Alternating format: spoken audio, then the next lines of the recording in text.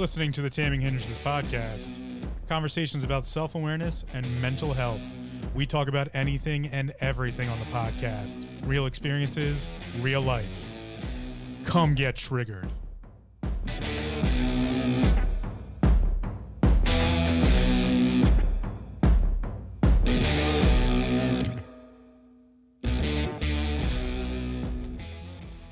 Welcome to episode number 12 of the Taming Hindrances podcast. My name's Phil, the host and creator of the podcast, and today's episode is all about the systems, or systems in general.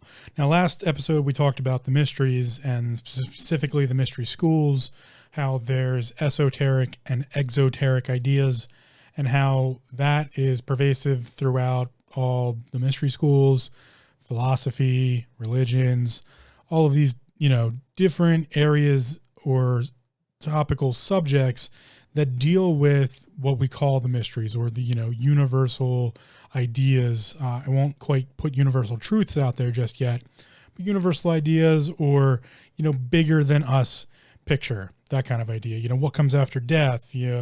How's the universe work? Why does life exist? What is consciousness? Those types of ideas. Now, those are big and broad and huge, and that's why those systems are considered the mystery schools, or, religion covers those topics. It's dealing with the unknown. Most everything I talked about last episode, these are schools or systems that work with the unknown, and specifically inside the idea that there are these systems, the systems being used typically inside of those structures we talked about were, the initiations, and those types of learning structures, or the non-initiative, the esoteric, which are the inward looking. There are a lot of systems out there. There's systems for everything at this point. Just about everything we deal with, be it, esoteric, metaphysic, exoteric, there's systems. We as humanity like to put systematic ideas into place because I personally think it makes things a little bit more edible. It makes them a little bit more palatable. It makes them a little bit more easier to, just consume in that general sense. So let's talk about the systems, and specifically the idea of what that entails when it comes to what systems are. Systems, you could give all sorts of definitions on this, but I'm not going to pull out a Merriam-Webster or a Oxford Dictionary definition at this point. We're just going to simply state that systems are ways of communicating with something. That's what I'm defining a system as at this point. A way to communicate with something, and it's a system. So there's a methodology, it could be an ideology, but there's a method or a way of communicating with something. Now, what is that something, and what could that something be? Well, that could be yourself if we're talking about the esoteric side of things, like I said, ESO, esoteric, looking inward, or the inward mystery schools, or self-awareness, self-help, those types of things. Or it could be exoteric, EXO. That's, things that are dealing outside of the human system, outside of the human normality idea of, like social structures, communal ideas, outside the earth, if you will, if you want to take into extraterrestrial ideas. So systems are a communication method. They're a way of communicating with something. Now, that something, again, could be as simple as ourselves or as broad as aliens, who knows? The fact of the matter here is systems are defined by themselves to work inside themselves. And this is something that took me a little longer than I kind of wish it did to figure out. I was initiated into the Freemasonry. I, have been a part of Shaolin martial arts, which has its own little secret societies involved with it. I've been involved with other martial arts beyond just the Shaolin martial arts, karate, some BJJ. I'm not very good at Brazilian Jiu-Jitsu, but I've tried it out. All sorts of stuff. Krav Maga, if you want to, we call that a system. I don't know if you want to call it a martial arts. That's up for debate, I guess, in some circles. But It doesn't really matter to me. It's a system. I looked at these things as systems. And this is one of those times where I wax poetically about my martial arts history for a little bit to get a better idea of where I'm going to go with this. So the reason, or one of the reasons I call myself a martialist more than I call myself a martial artist, is due to how I learned the martial systems. Now, I learned Shaolin martial arts traditionally and untraditionally. I wouldn't necessarily say I have no connection to the Shaolin temples. I'm not a Shaolin monk. I've trained with a couple Shaolin monks, very interesting fellows. They do crazy shit, but I've not really gone that traditional route. That's a system that I was not really a part of. I was not a part of the traditional Shaolin martial arts system. I was, however, part of learning the 5 animal system of the Shaolin martial arts. I was, a part of learning Chinese traditional medicine systems. So I've dealt with systems inside of systems, and it can get really complicated. And that being said, I came across Eskrima martial arts, which I believe I've talked about before, is where I get the idea of techniques, concepts, and principles from. And that was an important step into learning that systems only work inside the system. That's as simple as it gets. A system only works inside of the system it was developed to work inside of. That's why systems are methods of communication with something. In the martial arts world, the system you're using is twofold communication. Communication with your own body and with your opponents or with another physical body. Some might even go a little further and say that there's there's communication with non-conscious or corporeal entity or items. There are systems like, that's a little too much waxing poetically to get into martial arts at that depth. But there's training apparatuses that some people would consider that they are using a system to communicate with, and by product, they are there for learning more in-depthly about themselves. Makyong Zhong's, Eskrima sticks as more than just a weapon, an extension of the body, those types of things. And this is where, you get into that idea of esoteric versus exoteric. And most martial systems of practice are wholly esoteric to begin with, without the person usually realizing it. There is much more to be gained about learning who you are and how your body moves when learning martial arts than there is to learning other things, specifically like learning about another human being or those types of things. Yes, I have gained a lot of wisdom into other humans by what's known as touching hands with them, where you're, either sparring lightly or doing like chi sao drills or these connected hand drills or foot drills, or just, chi sao's in the Western world, push hands, I believe is what we call it in the Western world. But those are systems, and they're designed to work inside of that. So if I took, let's try to take something outside of the martial arts world and bring it into perspective for how systems work. Math is a perfect example of systems working inside of systems. Math is designed to work with math. That's how we learn it. One of the things that made me pretty good at math was the fact that I just had, I don't want to say like I came up with this. I did have a teacher who kind of like instilled this into me. Mr. Hanrahan, I don't think you'll ever listen to this, but my 7th grade math teacher kind of taught me that math only works when you follow the rules, right? Like, stop asking why.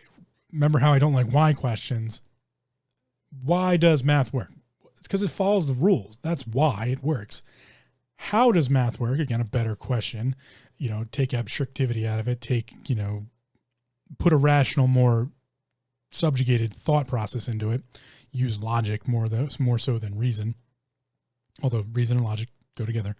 I don't need to know the reason why math works. I need to know how to do math. That's the logic behind just turning your brain off and learning the rules to math. And then it all just works and makes sense. Like, you come up with the right answer, you get the right answer. That's simple as that. Getting into thought processes about how to use math in your daily life, that comes later. It doesn't really matter, you know. If you want to learn geometry specifically to do something with geometrical shapes, that's a bigger conversation than just learning what an isosceles triangle is, learning why a square is a square, or why a rectangle's a rectangle, or how all squares are rectangles, because that's how the rules work. That's the idea of systems working inside of systems. If I'm going to teach you arithmetic, I'm going to teach you math, I just teach you that system, and now you have the language in order to work with almost all mathematical equations. You might need to pick up a new rule here or there, but as long as you have PEMDAS down, parentheses, ampersands, I don't remember what PEMDAS actually stands for, but that whole thing of the order of operations. As long as you have that, you know the system, and the system works inside the system, working with math. Now, if I take the system for math and I move it over to language arts, I mean, some of it might, there's language, there's words, there's orders of operations. Okay, there's a little bit there. So this is where, if I know how to use a period or a comma or those types of things, like if I know how to write the English language correctly, there's some order of operations. There's some rules, right? But again, that's a system working inside of its system. And we can see some similarities between systems, specifically that you have to work inside the system. Phil, you're getting repetitive. Well, repetition's the mother of all skill. That point greatly changed how I absorbed almost all metaphysics, all philosophy, all the mystery school stuff that I ever came across after that point. And again, it took me a really long time. Mr. Hanrahan might have taught me how math worked and why I should just not ask why and just learn how the system works. But it took me through my martial arts career, and specifically when I switched from being a martial artist, which was very early on, about a year or two in, to being a martialist. And this is the biggest definition I can give you between those two things, is a martial artist learns and is competent inside of a system.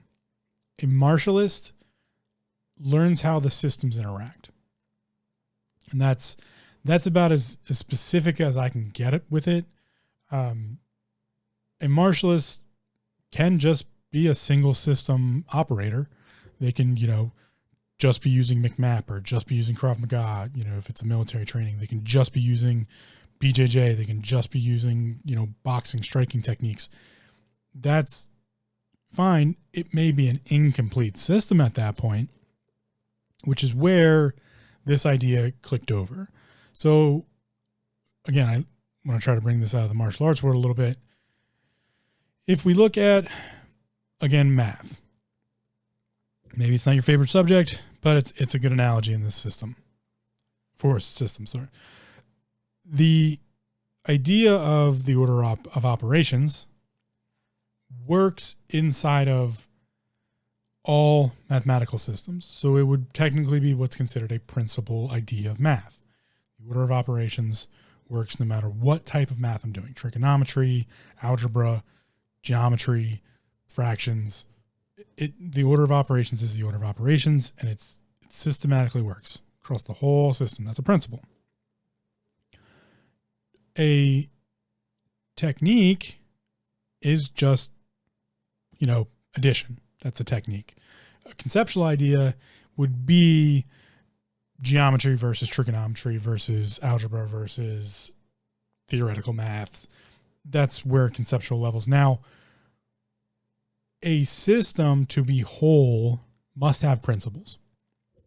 It must have concepts. It must have techniques. If it is lacking one of those, it's not a system. It's just kind of an incomplete idea. Not to say you couldn't use it. I can look at geometry and not have the full system of geometry. Maybe I don't know about order of operations, but I do know the technique to come up with the angles of a triangle. I know how to calculate an isosceles triangle's angles. I know that conceptual idea that all triangles have to add up to whatever, I forget what all triangles have to add up to 360. Is that the rule? The angles inside of a triangle have to add up to 360. So, 90. I don't remember. Doesn't matter. The idea here, though, is that would just be if I just had that concept, if I just knew, and obviously I don't, so I'm incomplete in the system, but if I just knew the conceptual idea that all of the angles inside of a triangle have to add up to a certain amount for it to be considered a triangle, and then I can use a technique to figure out a missing angle if I don't know one of them, if I have two of the others. So that's the technique. Conceptually, I know this is a triangle. This is how we get triangles. Here's a technique of how to figure out the angle of one of. That doesn't mean I have, say, order of operations, or that I know that a square has to have all equal angles. So I might just have a concept and a technique, or a bunch of techniques and just a concept, but I don't have the principal idea behind it. And that is where we have incomplete systems. And there are a lot of incomplete systems in the world. There are a lot of incomplete systems in the world. And that's not to say that the systems are wrong or broken or they don't work. It's just that they're incomplete. There's a lot of incomplete martial arts systems out there. Any martial arts system out there that's only activating on one level is technically incomplete. And by level, I mean in the martialist world, you need to be able to kick, strike, grapple, and submit. That's the rule. There's four pieces to a martialist. You have to be able to know how to kick, throw certain types of kick. Taekwondo, they got those down. You need to know how to strike. Boxing, that they know how to strike. You have to be able to grapple. BJJ, they know how to grapple. And you have to be able to submit. Now, submission is an interesting piece because you could kick someone into submission, strike them into submission, grapple them into submission. But you need to be able to submit them. And that's where we get into the highest level is the mentality. So not only do we have these four pieces to be a full system or a full martialist, have a full martial system, you also need to have the ranges of, depending on the system, they use different vocabulary, but in the systems I most dealt with, you have to have the human idea, that's striking, grappling, kicking, that's the human acting. And then the submission piece is the mental side. So we have the external, typically referred to as the Neigong in Chinese martial arts. And then you have an internal practice or a mental practice that's typically considered Qigong or internal practices.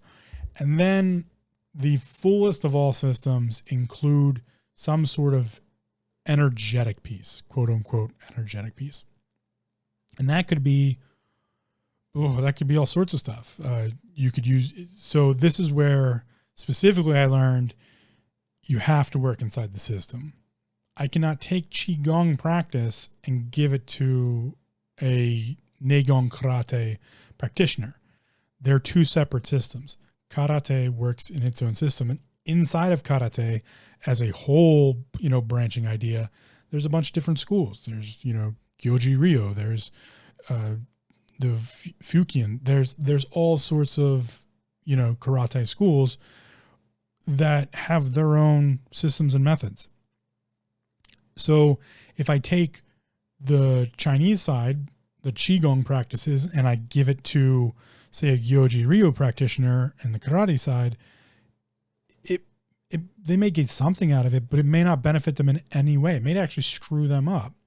So why this becomes very important when we talk about other systems is that idea, that practice of working inside of the system is really the best way to get as much out of the system as possible. And we must be very careful when we start to mix things. And I find that this is where inside the mental health and the self-awareness practices, there's a lot of mixing going on. There's a lot of like, oh, I'll just take this piece from here and that piece from there. And that's okay to do only when you are creating your own system. So I have to ask, do you have your own system? Are you aware of your own system and practices? Have you tried other systems and are now mixing and matching them? Are you committed to one style or one system of, self-help or those types of things? We have to be very careful with this because I find it's the easiest way to lead ourselves astray. And it's the easiest way to undo healthy practice into not healthy practice, or to undo progress into getting stuck and being lost again and just feeling like you're in limbo. Specifically, when we look at self-help, there are so many self-help things out there. And this is a topic that I get a little jaded on, simply because the self-help world has become a cesspool for awesome, amazing people doing great work and terrible, filthy human beings trying to make a dollar. So it's important to shield yourself and guard yourself from those shitty systems and to be able to pick out a correct system that's going to work best for you. And then when you move, farther into your journey, you can then maybe mix and match. I do not recommend mixing and matching to start. It's kind of a recipe for disaster in the beginning, specifically when you're coming up with what I like to call your base. Everyone has a base, and that base may change throughout your life, but the base can also be represented as rock bottom. Rock bottom is some of the strongest ground you can stand upon because you can go no further down. It is solid. You know the depths of it. And yeah, maybe you just want to build yourself a little, 4-inch platform that keeps the water at bay when the rain falls down the hole. And, you build a little platform on top of that.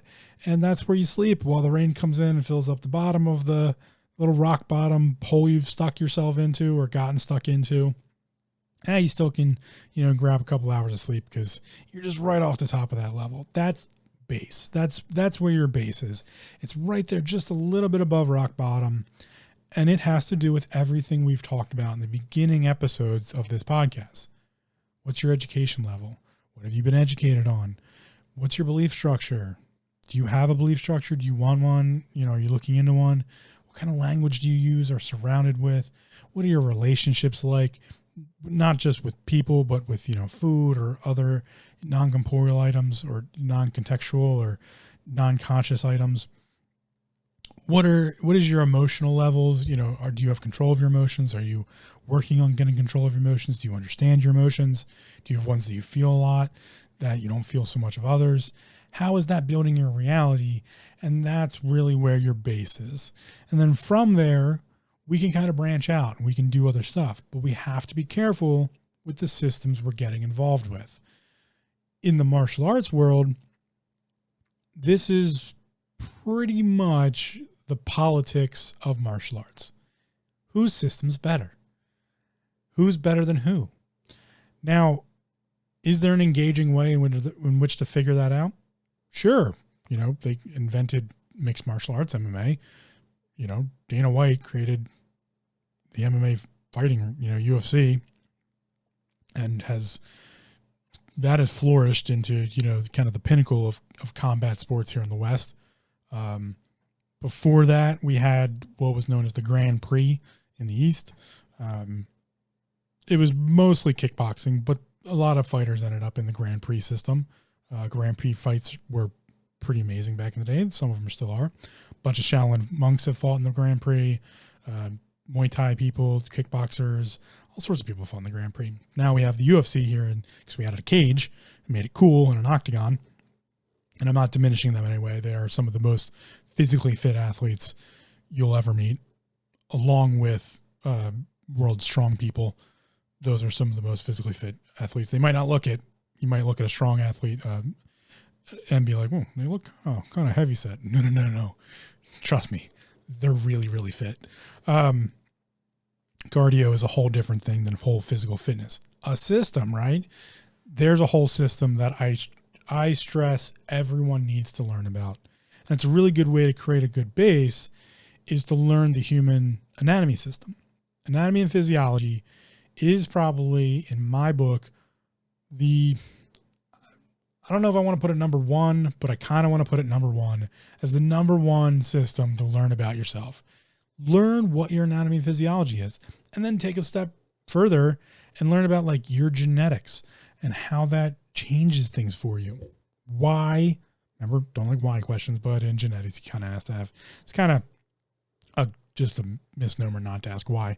Why are your eyes the color they are? Why is your hair the color that it is? Why is your skin the color it is?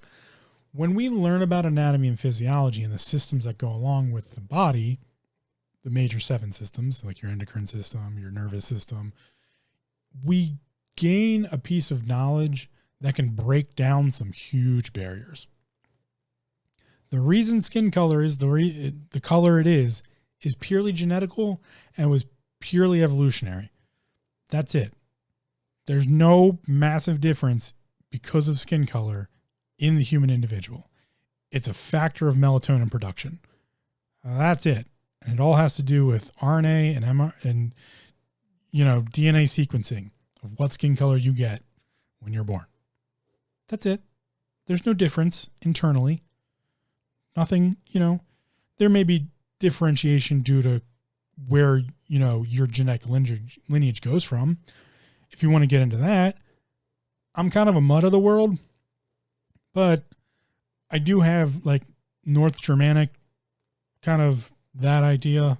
I'm short, I'm stocky, I'm built for war. 5'10", 270 pounds, and I'm built for war. I got a big, strong back, a jaw. I'm built to fight, to protect my home, and then farm when I'm not fighting. That's my entire genetic lineage.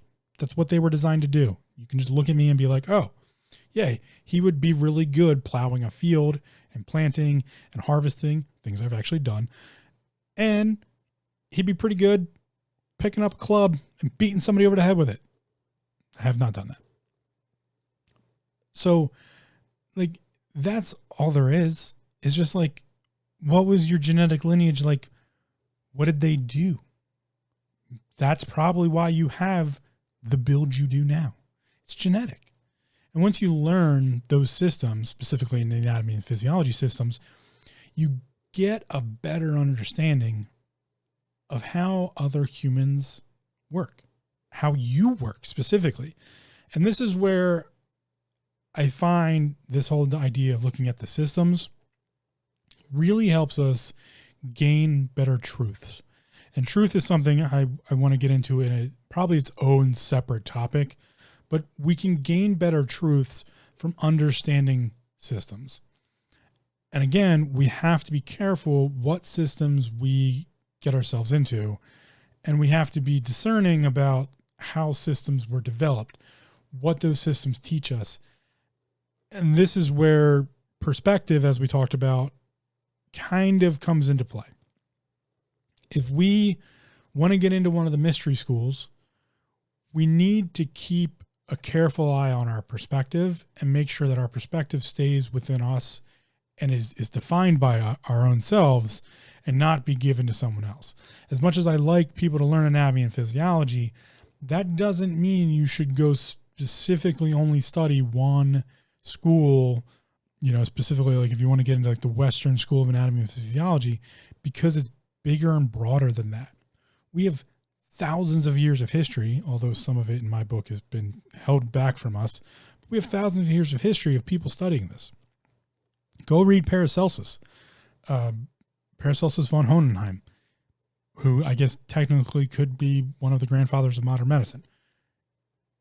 He writes about all sorts of stuff that we use in anatomy and physiology today, but he also writes about like what we consider crazy out there shit. He writes about spirits and essence, and he was a bit of an alchemist. So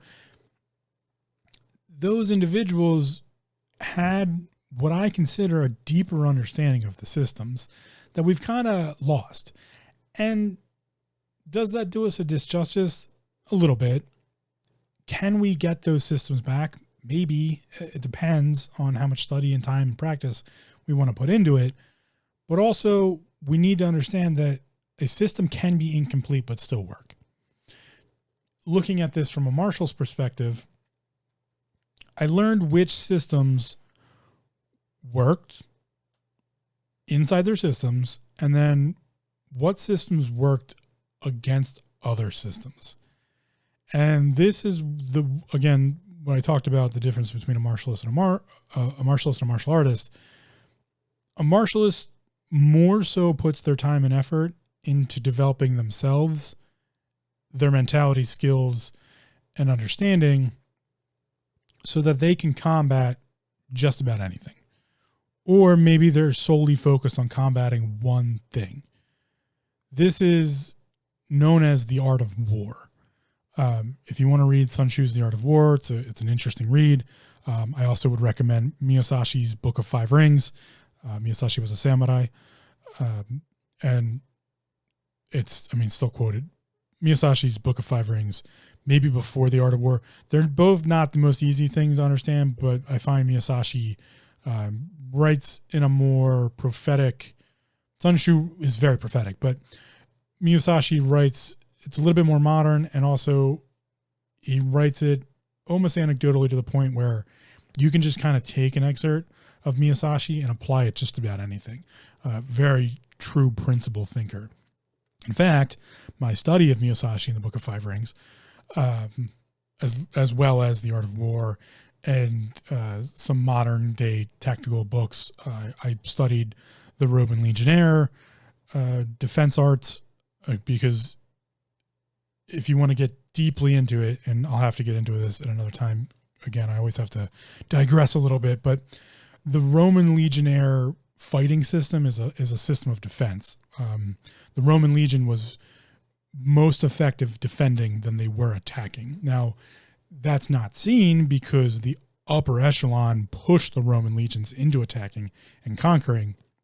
But inside of a fight, the Roman legion was most effective in defense. The whole legionary system of the shields and spear, sword, and short sword combination was to break the defense against them. They would break their attackers against their defense, and then as they expelled themselves trying to defeat their wall, they would destroy them afterwards. So there are these bigger, broader systems that even militaries to today, use. There's most all military acts come down to intelligence in the very end. And that's where, again, a martialist is specifically defining themselves as their own personal system. And that's where I developed this idea of you have to work inside of the system to get the most out of that system. And again, a system doesn't have to be fully complete.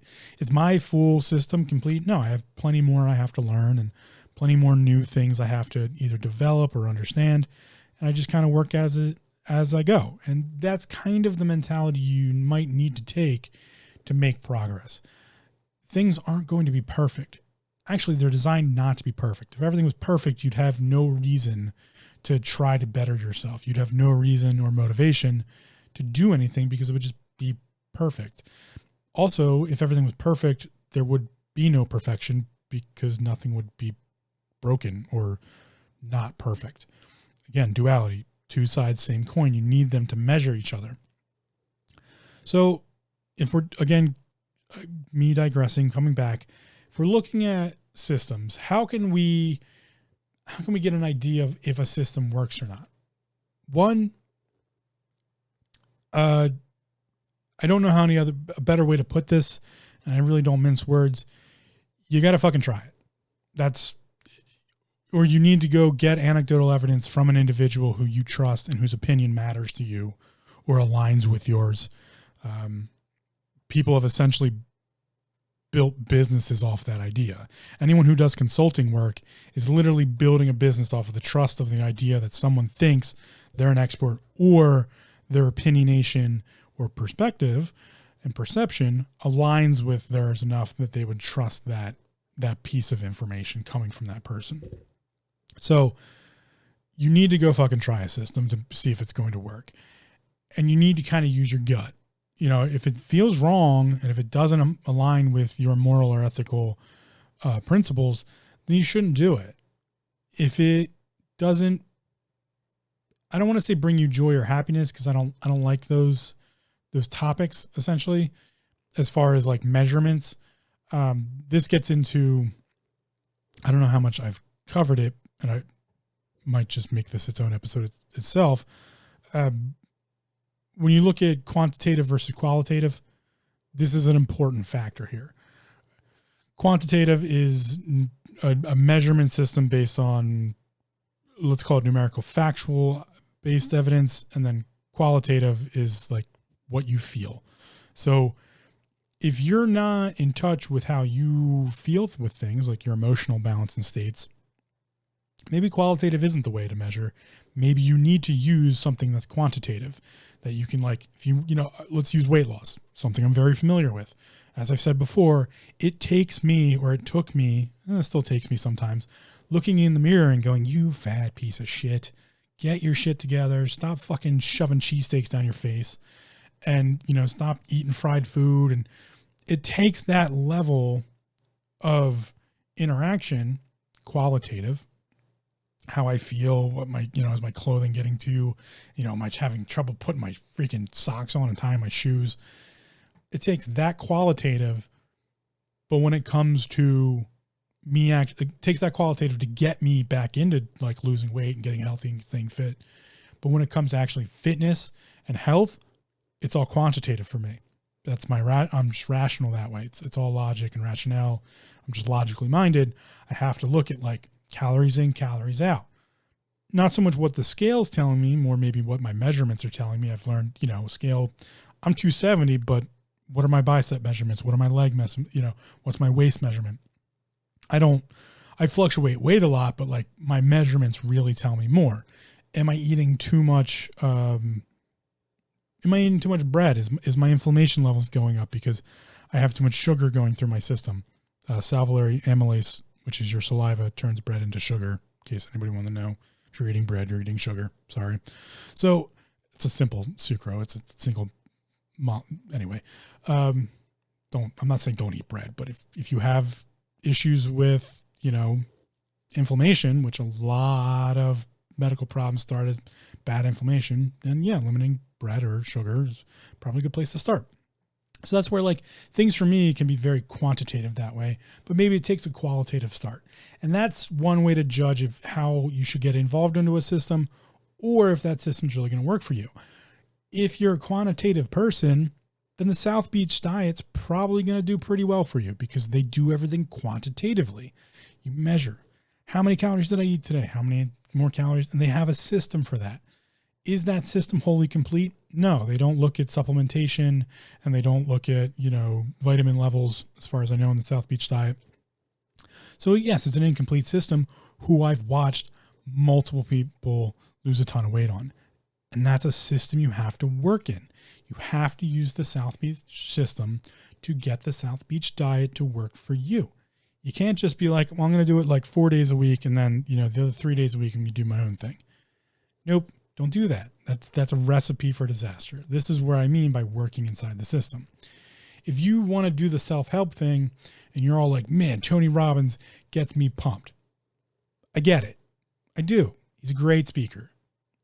And unfortunately, I have to respect him a little bit, because he did come out and say, like, I used to be a complete and total asshole, and, you know, now I'm this. Like, he admitted all his faults. He pulled a Domino's.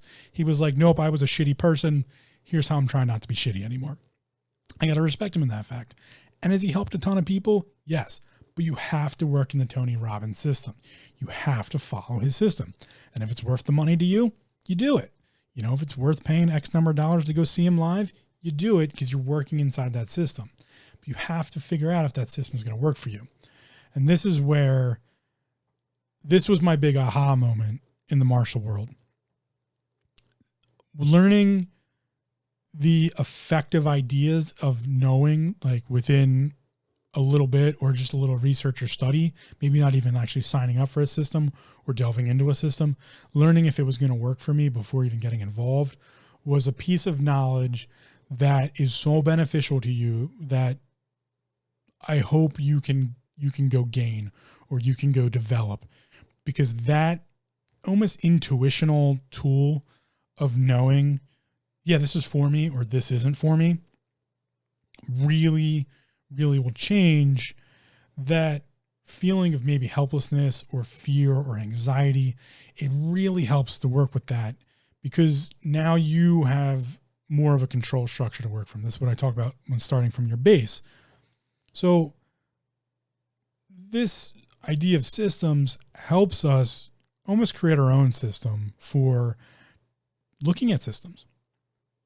And some of the ways this has been put in place, if I just kind of go off on a little side tangent here for a second, when I talked about the mystery schools and I talked about the initiation practices, those initiation practices are the system inside of the system to keep people going. A lot of systems are a reward-based system. And that's kind of, well, it's good and bad. A lot of systems are developed to be that way. And there's also risk-reward systems. So it gets a little complicated to look at it that way. I like to take a step back, and this is where I like anatomy and physiology as a really good starting system to learn. If we're looking at something that's risk-reward or reward-based or initiatory, it's a really good idea to wrap your head around the endocrine system in the body, if you're going to pick one of the anatomy and physiology systems, and how a lot of the things we do as humans are based on chemical reactions. And those chemical reactions are specifically working in the realm of 4 major chemical cocktails, or a chemical cocktail that's made up of 4 major chemicals in the body. And I'm probably going to forget one of them because I always do. But we have dopamine, which almost all addiction is based on a dopamine response, serotonin, cortisol, and norepinephrine or epinephrine, which is adrenal cortex.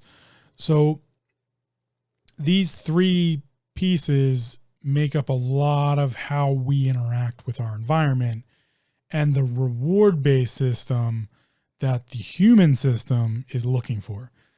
And it does affect us both physically and mentally.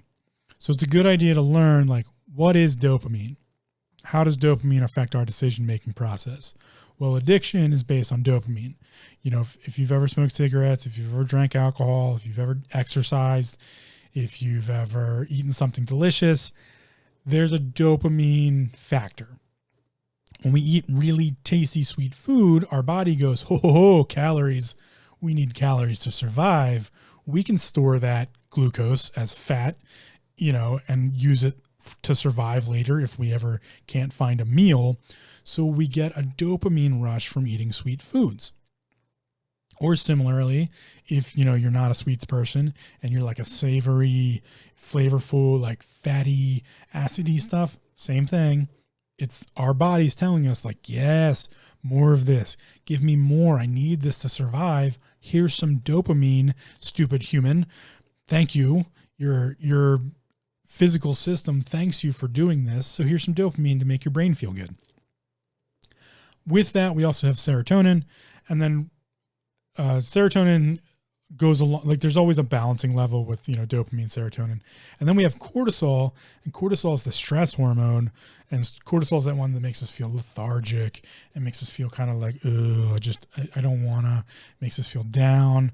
There's a lot of cortisol measurements in what clinically is called depression when it comes to chemical imbalances, beta blockers, those types of things. So, you know, if we have a cortisol response, that's a stress response. That's like, oh, I'm stressed. You know, cortisol levels are rising. I feel like shit. And then also, you know, we have in there the norepinephrine or epinephrine response, which is adrenal cortex or adrenaline response, which I believe I've talked about before. And that's, you know, like the get up and go and the fight, you know, do those types of things. They all balance each other out in one way or another. And there's other parts of the endocrine system. There's other chemical processes, but those are the big major four when we look at the balance of mentality to physicality. So if we look at that idea, when we talk about systems, we get a better understanding of like, oh, is this just giving me a dopamine rush? Is that what this is doing for me? Like, is that really what I'm seeking? And do I need that? This is how we check our coping mechanism systems.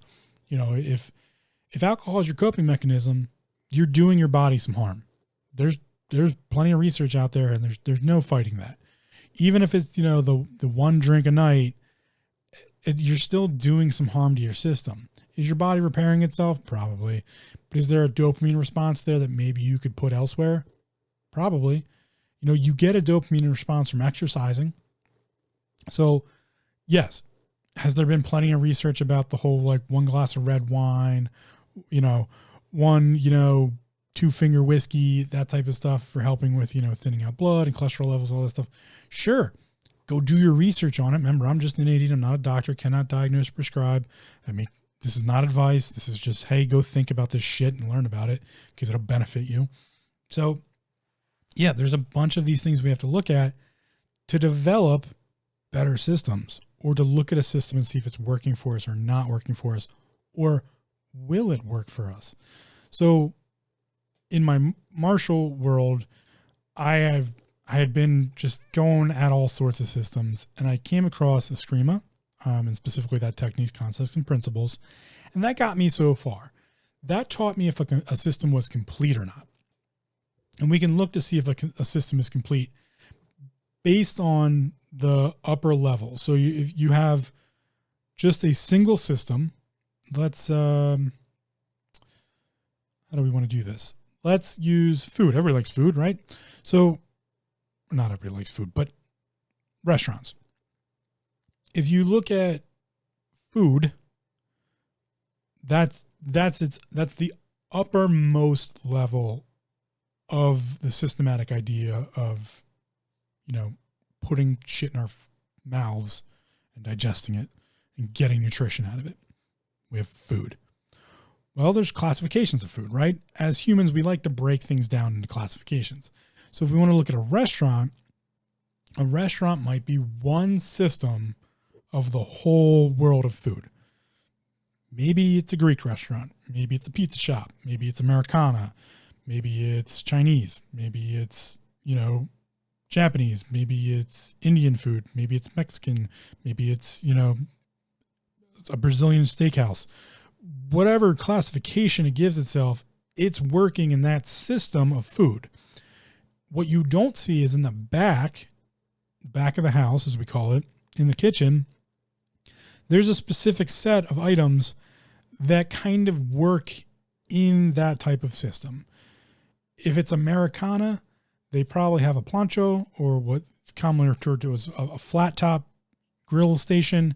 They probably have a fryer, a broiler, maybe a microwave. And you know, they probably have a bain-marie, which is, you know, like a salad prep, hoagie prep area. That's the system they're working in. They probably have salt, pepper, some barbecue sauce, some hot sauce, ketchup, mustard, mayo, Americana, right? That's what they're doing. They're making burgers, they're making cheesesteaks, you know, slinging French fries. That's what they're doing. That's the system they're working in. That doesn't cover the whole culinary system that works inside of the system of food. So if we have food at the upper level, nutrition taking in, we have the culinary system, which is the preparation of those items. And then subject to that, we have like the nutritional fields of like a nutritionist and all these other things, and like chemical processes and, you know, all the weird shit you find in the Amazon with like, oh, if I eat this leaf, like it's going to solve my, you know, eczema, like all sorts of stuff like that. So all of these systems underneath this idea of food. What is really food as a system? Is it edible? That's the principal idea of all food. Can you eat it? Is it going to kill you if you eat it? That's it. That's it. That's all there is. That's the most upper level of the system of food, which means that is the universal idea of what food is. This was once discussed before the Renaissance, during the Renaissance, and in most fairy tale books of the day and age, even into today, those universal ideas are essentially what we talk about in those stories or anecdotal ideas. We're looking for what's considered a universal truth. And again, I'll do an episode on universal truth or just truth in general. But those universal ideas are that way. There is separation. When I say universal ideas, there are some classifications inside of that. There's classifications and everything, right? But those are how we link systems.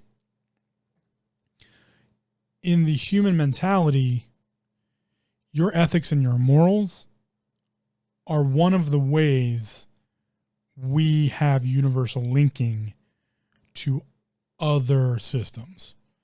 Specifically because people are tribal, our morals and our ethics, our belief structures, those types of things are the base interaction level of how we go about working with the world around us. That's the basis for it all. Many, many wars, almost all war, well, I take that back. Most modern wars are fought for bullshit ideas, but the basis of the beginning of the idea of war inside of humanity was fought over resource and land being a resource, or massive ideological differences that could not be reconciled. And that was a base operation of how, people worked inside of their systems. And those systems could be dangerous to the human being. If you were Catholic during the Crusades and you walked into a non-Catholic region, you're probably going to get killed due to your belief structure. That's just how it was. And in some cases, that's still how it is today. So that's why we have to be careful about the systems we get ourselves involved in. And that's why understanding what your base values are also a good practice to get into to get a better idea of, is this system going to work for me? Is it not going to work for me? Does it represent who I am? Does it not represent who I am? If you're wholly adamant against, I can't think of a good culinary reference here, but if you're absolutely against meat, that eliminates a whole subgenre and subsection of the culinary practices or the culinary systems of preparation of, animal meats. So that's your choice. That's your decision. But that is your base value of how you're going to interact with that upper level system known as food, things that are edible that we put in our face. So that's why systems as a whole only work inside the system.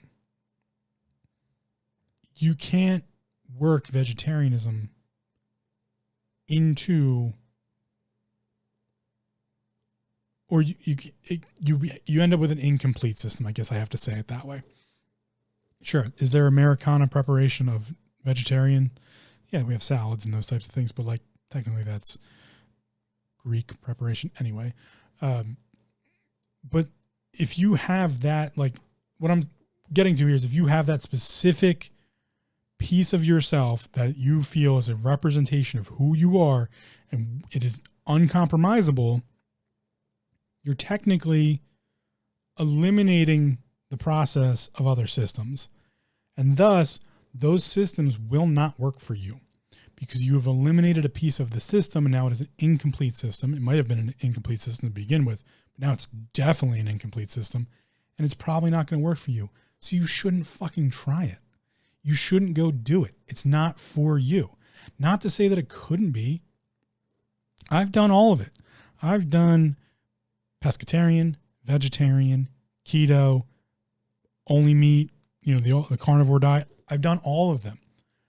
I did them all because I had to figure out which one was going to work for me. Now I have the system of Phil's diet. That's a system I created for myself. Took a lot of looking at other pieces, but I never before this mixed and matched. If I was trying to keto diet, I did keto. If I was trying the carnivore diet, I did the carnivore diet. And that came from my understanding of martial arts. If I was doing a Eskrima fighting, I was using a stick-based fighting method that had certain maneuvers. I learned a specific type of Eskrima. There are many different types of Eskrima, like a Kali Eskrima and all these other ones. But I learned a specific type of Eskrima that had its system of patterns, ranges. It was its own system, and it worked inside of that system. If I was training with someone from a different system, we might be able to figure it out. But like when I went from a 1 and it was like a cross downward strike, and their 1 was like an upward jab, not going to work. We're both going to hit each other, and that's not really going to work very well. So yes, systems may work against other systems, but they're not designed that way. They're designed to work inside the system. Take it one step farther, and then you move into, oh, wait a minute. If a system is only working inside the system, then I have to work inside of that system to learn it. But then you can kind of destruct it. You can take it apart and find those universal truths or find those universal ideas that now maybe work to connect to other systems. And that's the whole study of war. And that's how I got involved with that. Like I said, Art of War, Miyazashi's 5 Rings, the Eskrima that I was taking, the Shaolin systems, all of these different ideas. Is it, again, striking, kicking, grappling? How do I submit by striking? How do I submit by kicking? How do I submit by grappling? How do I submit a person mentally? How do I get so far into their head, using something like eye contact or, verbal expression, or just the instance of pain is another, way we kind of communicate as a martialist. If you can instantaneously cause someone pain without them actually like having any further interaction with you, they're going to back the fuck off. That's the whole system of Dim-Mak, pressure point fighting, joint manipulation, small joint manipulation. Brazilian Jiu-Jitsu uses it with like omoplatas and kimuras and their joint locking system. That structure of causing someone irrevocable pain immediately upon contact, even if they're, attacking you or not attacking you, that makes somebody back the fuck off, or at least gives them that mental click over of, oh shit, I don't want to mess with this person. This is a bad idea. Let's back away. So that's where I kind of got into, I was interacting with all of these systems around me. I was doing open mats. I was touching hands with all these other different martial artists and martialists. And even I was getting to I was having philosophical debates with people. We were talking Plato versus Socrates versus Aristotle versus Sun Tzu versus, Nietzsche versus just these amazing conversations that I was having in the philosophical worlds and ethics and morals and all of these different things, or, religious beliefs and aspects. That's what taught me that, okay, if I'm going to work inside of a system and learn a system, I have to use that system. It does not work outside of that system. I cannot mix and match. I can, however, learn the universal linking pieces that system may connect to or have interaction with another system. Then I must get rid of, at the highest level, any connotation. Because once I get rid of the connotation, then I remove the judgment. And no judgment means that there can be, how do I put this? If you remove judgment through the removal of connotation, you are left with open receptiveness. And once you can receive, you can destroy, which is an interesting conceptual and almost principle idea. In some cases it is principle depending on the system, that if you can receive the system without judgment or connotation, you can destroy it. And this is very important when it comes to war or any martial aspect. If I can receive an individual without connotation or judgment, I can perceive them and receive them and know everything about them. And if I need to, I can pick them apart and destroy them. This is all fight prep. This is all combat, be it at large scale, studying Roman legion warfare down to mixed martial arts on the mat fighting. Be it, if you're using whatever system you're using. If I'm using Tai Chi, same thing. If I'm using Brazilian Jiu-Jitsu, same thing. If I'm using Krav Maga, same thing. If I'm using any one of the Eskrima, Karate, Muay Thai, any of it. Removing the connotation removes the judgment, allows us to receive, and by reception, we can destruct. And if we can destruct something, we can take out all the bullshit. We can get rid of it. And we can use the pieces we need to build upon ourselves. So I ask you, what is your system of interaction? Would you like to add to it? Can you better it? Do you want to better it? How are you using that system to interact outward? Go back and think about your education, belief, language, relationships, emotions, the reality, the choices you're making. Is your choices connecting into change? What's your perspective, perception? Are you interested in the mysteries, philosophies, and those types of things? Are you expanding your mind in any way? Are you attempting to do any thinking? Are you thinking at all? Are you taming hindrances and neural kinetics? Because once we get into that, we can really create our own personal system. And once you do that, you can work on self-awareness and mental health at a level that was never attainable before that. Almost all of the great books written about warfare are about the mentality of war itself. And that starts with the decisions one has to make as a leader or as a follower. And they cover both. Miyazashi's Book of Five Rings comes from someone who, perspectively, we look at and think is very arrogant in the way he talks about how effective his system was.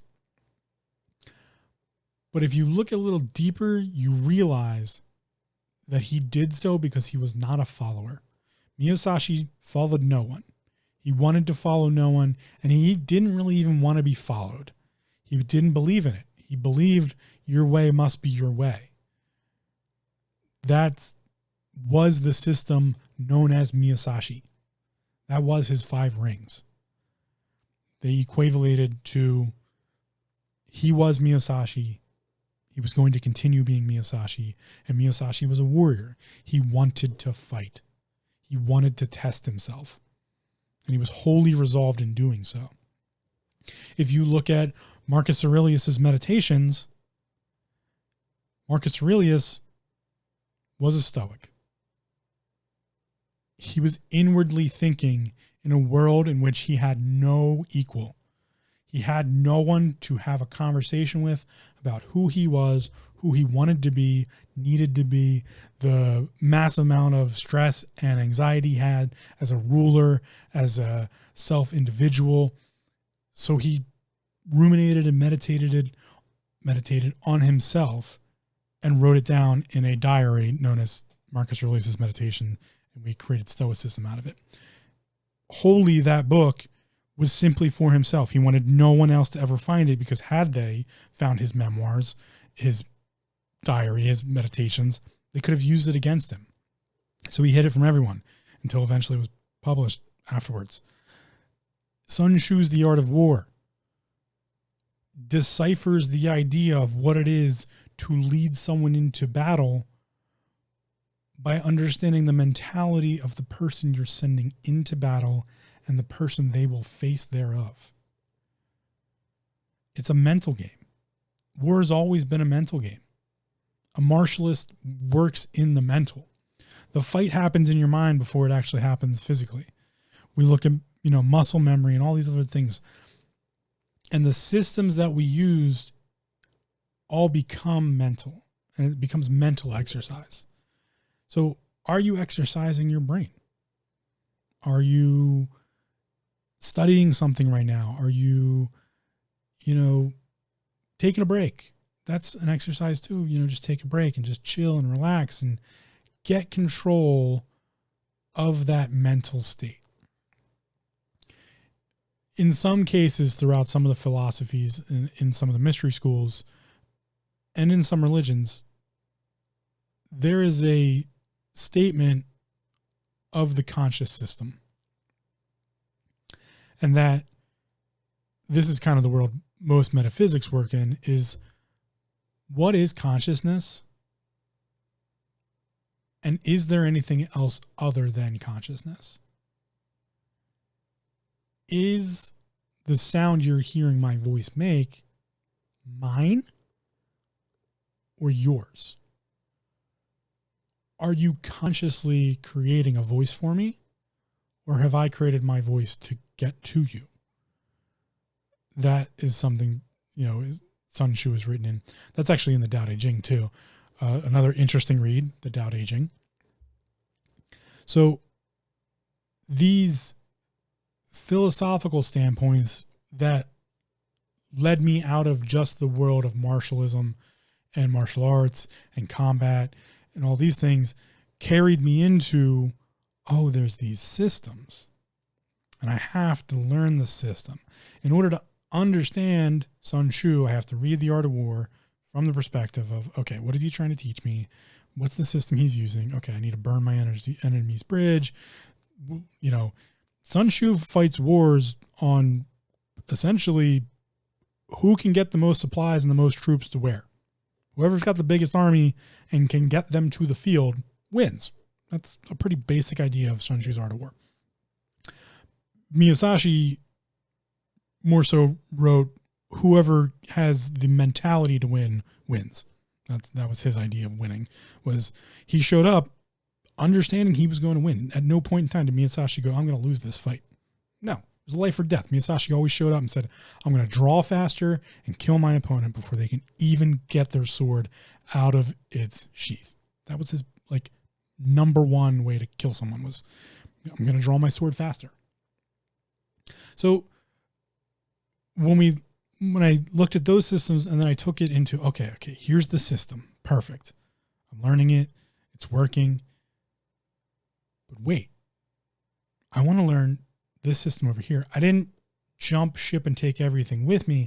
I kind of compartmentalized it a little bit and said, okay, well, till I can learn this other system, I can't interact the two. I can bring some things with me that are me personally. A good book can change you as a human being and just change your perspective and how you look at the world. But it doesn't mean it's going to change that system you're about to learn. It might just be how you interact with it. Which is why in some cases we need to look at the systems as a complete unit. Almost like a Venn diagram kind of idea of is this benefiting me? Is this not benefiting me? Is it kind of in between? Is it a little bit doing both? And what are the systems you interact with on a daily basis? What systems are you trying to, maybe force into your life, or what systems you need to let go of? If you look at that system world, if you will, you can find some interesting interplays and then maybe pick out some of those universal connections that make things work together. And finally, you can get into maybe things you never would have experienced or thought about. And again, when you remove the connotation and the judgment, that's when you can go about this. So if you remove the connotation and judgment from learning something like astrology, you can maybe use it more as a tool than some self-proverbial self-help meditation prediction idea. You can maybe just look at something like, just a general astrology horoscope and go, oh, okay, well, this is what they're saying is going to happen. Maybe I don't believe all of that, but let me ruminate on what they're telling me here. Today might be a little stressful. I should take some time for myself at the end of the day, and then all of a sudden you've now stepped out of a system that you had no control over into a system that you're now thinking upon. Again, this is warfare. That's how warfare is developed. A soldier on the battlefield was taught, and I'm going back, like, let's use the Roman legion as an example. A Roman legionnaire was taught, okay, you have a person next to you on your right and a person next to you on your left. You each have a shield, a spear, and a sword. When they move, you move. When they do this, you do that. And you might survive. You have a good chance of surviving. And that was it. That's their world. That's their system. It's this big. Take one step back. You have the Roman commander. I have a Roman legion. They're all legionnaires. They are legion. If I put them in this formation, when this formation comes at me, so like the perspective and angle changes. And they have a different viewpoint, but they all have the same judgmental aspect. So when we remove that connotation in the judgment, you're simply left with the reception to destruct what's going on.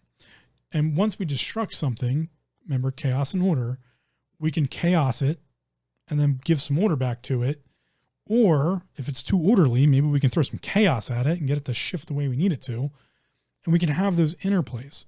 So if we look at just horoscopes as an astrological idea of maybe what could possibly happen, we might just come up with the idea that, oh, my horoscope says today might be a little challenging. Maybe I should just like remember to like take a step back today and not make any super irrational decisions or blow up off the handle or have like a massive angry episode. If I just like go, oh man, I kind of knew something might have happened today. It did. Oh, that client was super shitty. That person cut me off in traffic. This, that, or the other thing. And just like that little reminder of that horoscope being like, not like, oh, you're going to find a $20 bill on your 13th step out of the office or out of your car on the third Tuesday of the next, full moon. No. Just, oh, wait.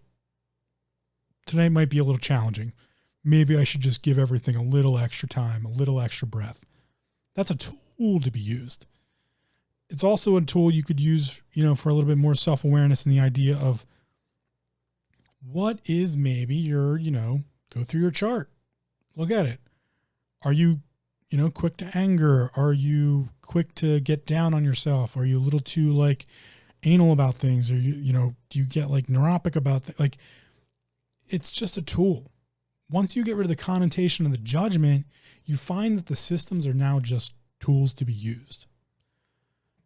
So let's bring this all into what I say about connotation, why I want to remove the connotation from depression.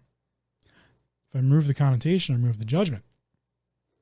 Now, mental health, specifically depression, just a tool. Just another way of thinking about things, another way of looking at things. One in which that I have full control over in the end so that I can put in places and other systems and use some of those universal linking ideas to build upon my own system and create my own way of dealing with all the bullshit, dealing with the lies, the deceit, the corruption, the can't get ahead, they got my order wrong, that person cut me off in traffic, I can't ever make enough money to pay my rent, I can't stop drinking, I can't stop smoking. Oh, I feel like shit all the time. My body's just so ill and I feel like crap and like I can't get out of bed. I'm just tired. I work so much. That never ending, just constant stream. Depression is just a tool. I can just put pieces in place. Hey, feeling a little wonky today. How's my supplementation going? How's my diet? Okay. Got those little systems and those little pieces in place. Feeling a little down today. Maybe I should take some time for myself later. Maybe I should make myself a good meal. Maybe I should call a friend that, knows how to like perk me up. Maybe I should, talk to my significant other about something or, maybe I'm just working too hard. Maybe I'm just, just getting a little too much into the grind. Maybe take a step back. Oh, maybe finances are a little tight right now. Maybe I should try to find some extra income here or there. That whole idea of putting systems in place, logic and rationale, and just working through that happens when we remove the connotation, remove the judgment, and we're able to receive and then just destruct. If you can receive something without connotation and judgment, you can look at it. You can be like, hey, I got this package in the mail. It's wrapped. Okay. You like tear it open. What's inside? Oh, I have this and that and this and the other thing.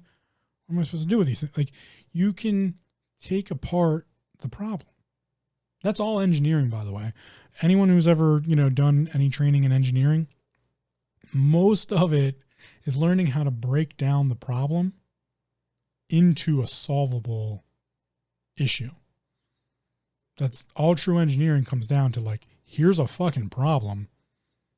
Let's find a solution. Well, we got to break down the problem first to find the solution that's going to fit. And maybe it's a bunch of little solutions that build one big solution. Again, working inside the systems. So, what are the methodologies you use to communicate with things? Those are your systems. And just like computers, sometimes we need to upgrade the systems. Sometimes we need to refresh the knowledge, build better systems. So it's a good way to look at not only, again, the macro, as above, so below, look at the macro, the whole, and then the micro, the inside, the esoteric versus exoteric. That's what the mystery schools were designed to do. Almost all of them have some sort of philosophical canonical writing, be it a philosophy or a religion or a mystery school, or even just like the schooling you went through or the training you have at work, the systems. They're all meant to have an outcome. And they're designed to get to that outcome using certain parameters. Well, if we, again, no connotation, no judgment, move and break down, we can use those things inside of ourselves, outside of ourselves, esoteric, exoteric, and really come up with an idea of, is this serving me? Do I want to be a part of this? We can start to answer questions. And that's another topic I want to get into, is questions and answers. So it's tough to come up with the right questions to get the right answers sometimes. And looking at systems as a whole and understanding that a system has to work inside of a system is an important way to ask better questions, get better answers. It's also a better way to find universal truths or just truth in general. And that's why systems are important. And, sometimes there is no right answer. It's a really great way of saying sometimes there's no right system. So try some, and if it doesn't work for you, it doesn't work for you. That's not the end of the world. It's a game of chance sometimes, and it's a game of balance. But when we look at our education, our beliefs, the language we're using, the relationships, the emotions, those are all systems. That system creates our reality. That's its system. Then there's a system of choices and change, a system of perspectives. There's systems everywhere. So don't fear the systems. Don't get anxiety over the systems. They're all over the place. Your system, though, is your own. And your depression, again, we can take it, we can destruct it, and we can then put in place the little systems that we want to use to make it a little bit more negotiable, to get mental health more controlled. We can have a little bit more control. One of those things, like I said, is I like to start with anatomy and physiology. What is your optimum vitamin levels? Are you deficient in vitamin D? Probably. A lot of people are. Are you deficient in vitamin C? Probably. A lot of people are. Are you deficient in vitamin A, B, or C, E, D? D is a hormone, by the way, not a vitamin, but whatever. Are you deficient in melatonin? Are you not getting proper sleep? Sleep's a huge, huge system. The whole sleep system and the cycles it does in our body, you should covet sleep like a dragon covets gold. I do. These are systems to make ourselves aware of. Awareness, right? Awareness of systems. So we might even take that idea of mental health and expand on it a little bit. And, self-awareness is really awareness of systems. Awareness of all these little interactions that, maybe we don't have time to figure out. And it's super fucking daunting. I get that. I really do. Like I said, I can't understand your depression, but I do understand the feeling of dauntingness, because just even figuring out vitamins is fucking daunting. Just figuring out what to cook that night can be daunting. You know, it's much easier just to order something, right? Like, that stuff can all be daunting. But even that is a system. And systems can be put in place to make sure that doesn't happen. Entire civilizations have been built on the idea of putting systems in place so that certain things don't happen, or happen very irregularly so that they can be controlled. As above, so below. The macro and the micro. Building a civilization or preparing for war can all be done inside the human system, inside the human mind. It can all be done mentally as an exercise to better understand ourselves. That is the lesson of history. We are doomed to continue history if we don't learn from it, right? Well, learning from it involves systems. So look at your systems, audit your systems, if you will. Figure out what you feel is your personal, like, just base level system, like ethics, morals. What do you believe is right? What do you believe is wrong? You know, how does that interact with other things? And then maybe look at some systems of things that aren't working so great for you. Like, what's a system that doesn't work well for you? Is like, for me, it's the follower thing. Any system that involves me like to follow someone, or like, nope, it's not for me. I'm not a follower. I'm more Miyasashi. I don't do well following others. I like figuring things out for myself and building my own systems and my own path. That's just me. Maybe you are a follower. Maybe maybe that's why your systems aren't working. It's like you're trying to like forge this new path because that's what everybody in the self-help thing has been telling me, is I got to go do my own thing. When in reality, you really just kind of need some structure and if I go do this path, it works for me. Like, someone lays this out for me. You know, there are some people who like to go to jail because they like the structure of that. There's no decisions. Everything gets just done. Like, there are people like that. It's a very small portion of people, but that's the thing. Like, people are so vastly different. The human system is so chaotically different that trying to imply order to it sometimes isn't the answer. Again, learning more about systems gets us better questions to get better answers. So look at your system, look at systems that aren't working for you. What kind of systems would you like to put in place? What systems would you like to try out? That's always a good list to make, is like, what systems would I like to try? I did that with martial arts, and I wrote down a bunch, and then I went and tried them. Got me in trouble in the very end, but I went and tried a bunch of different systems. I learned a bunch of different new stuff that I could put together into my own thing and make Phil. And it was a long process, and it's a process that never ends, and I still do to this day. Sometimes we take breaks. Sometimes we get lost, sidetracked. It's all okay. It's all fine. As long as we're just developing the systems and working with the systems. And as one final piece, the reason I say you have to work inside of systems is because I'm often presented in my field, massage therapy, and I was also presented with when I was teaching martial arts and training training others. The systems that get a little bit deeper, and I only want to mention this simply because some people get stuck in the metaphysics and the esoteric practices because they don't understand that they have to work inside the system. So if you are one of those individuals who's going much deeper than just kind of the base level ideas, and you're getting into things like meditation, like deep meditations, like a Zazen practice, or getting into a yogic system, like deeply into a yogic system, or a martial art, specifically something like Tai Chi or Qigong, or like a deep philosophical understanding like Gnosticism, Hermeticism, alchemy, and those types of things. Those systems only work inside the systems, and specifically based on the idea when we talk about energetic bodies or quote unquote energy as a system, be it Reiki, Qigong, the prana system with chakra meditations, they only work inside the system. That's a very important piece to learn because you're cultivating a specific idea. You're cultivating a specific mentality, a specific way of thinking and interacting with things.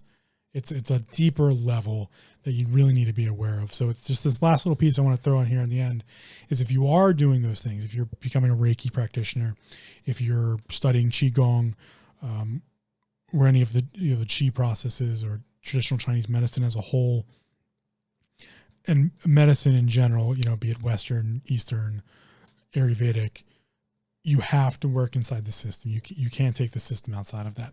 You will find links to different systems in the end. Like the fascial system is one of the biggest links in the anatomy and physiology world that links almost all medical systems together in some way or another. But until you have a system to work with, you can't really understand that. So if you're going to get into those practices, I urge you at a very deep level to only work with that system to begin with. If you find one that resonates with you, stay within that system and get as much out of it as you can before you start branching out too far. It's okay to test other waters and it's okay to try other practices, but if you're doing Qigong, you really shouldn't have a Reiki practitioner work on you. Qi or Ki, they're different. Qi and Ki and prana, chakra, they're different systems. They do not work with each other. So much so that in the martial systems, if I run into a karate Ki practitioner, which is different, like there's karate and then there's a Ki practitioner, someone actually practices Ki work. I can meet them because I've studied that system now, but if I were to try and work Qi into that, it's a confrontation. It's different. I can't interact with them at the same level. It's complicated. I might get into it another time. I really urge you to look at this system when it comes to energetic work or medicinal work and those types of things, and only work inside that system. And that even goes to like someone who's into what's now considered holistic medicine, or someone who's like into psychedelics or those types of things. The system is the system. You cannot go use, what's one to use here? You can't go use Ayurvedic meditation practitioners and just hope like to use those and like get super high on marijuana or mushrooms or something like that and hope that's going to work. It's not. You have to use the Ayurvedic system of their medicinal ideas, and the diet and those types of things that they use to make it work. Ayahuasca is a good example of that. I have never done ayahuasca. I have talked to someone who has, and I've also, seen a lot of interviews and those types of things. The practice of ayahuasca is a system meant for ayahuasca. There's like big parts of that system are the purging diet, not eating meat, only eating like almost like a liquid diet up to the day, only eating fruits and vegetables, those like that, the whole diet part of that. And then like the chanting and those types of things are only specific to that system. It doesn't necessarily work with a different system. So that's why I say like you really need to work inside the system, because you could hurt yourself. If you're using Ayurvedic practices if you're using an Ayurvedic diet, practicing Reiki or a Ki practice while trying to do, I'll just say Qigong meditations, you're probably it's not gonna go well. Qigong meditation, specifically, depending on which meditation it is, works with the greater and lesser governing channel, which can be found in Ayurvedic ideas. But if you're using an Ayurvedic diet with a Reiki practice, you might run into like iron deficiencies because your blood flow is increasing too much. You're increasing your internal temperatures, that your hemostat functions are going to get a little wonky, and then maybe your absorption of the medicine you're taking for something might get fucked up. So like you really just need to stay, almost what they say, like stay in your lane. That's the important part of systems here. So just throwing that in here at the end for anybody who might be interested in those types of things. I do really think it's a great idea to go delve into those metaphysical ideas and those deeper ruminations on energetic bodies and the human system and all those things. But again, pick your system, stay in that system for that, to get what you can get out of it. And if you need to change, that's fine. Just remember, systems don't always cross and connect very well. You need to be at a certain level to be able to pick out those interactions and use them. And once you do get there, there's some amazing things to learn. Like the fascial system, which kind of covers the whole, it really brings Chinese traditional medicine into the Western medicine world, into the, Ayurvedic practices, into the shamanic practices. It really connects a lot of things once you put it all together. So those systems are out there. Go try them out. And we'll get into more of the different things, like, what are the self-help systems that are out there? What are, even like political systems, those types of things. As the podcast progresses, we'll get deeper into those ruminations, those ideas.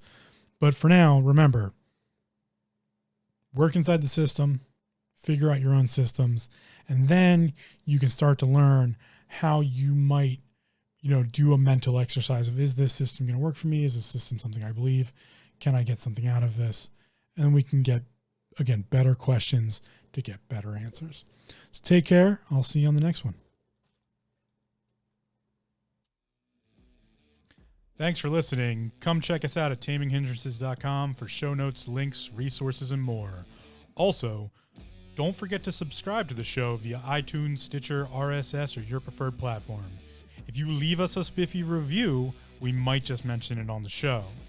Now go be awesome. And just remember to breathe.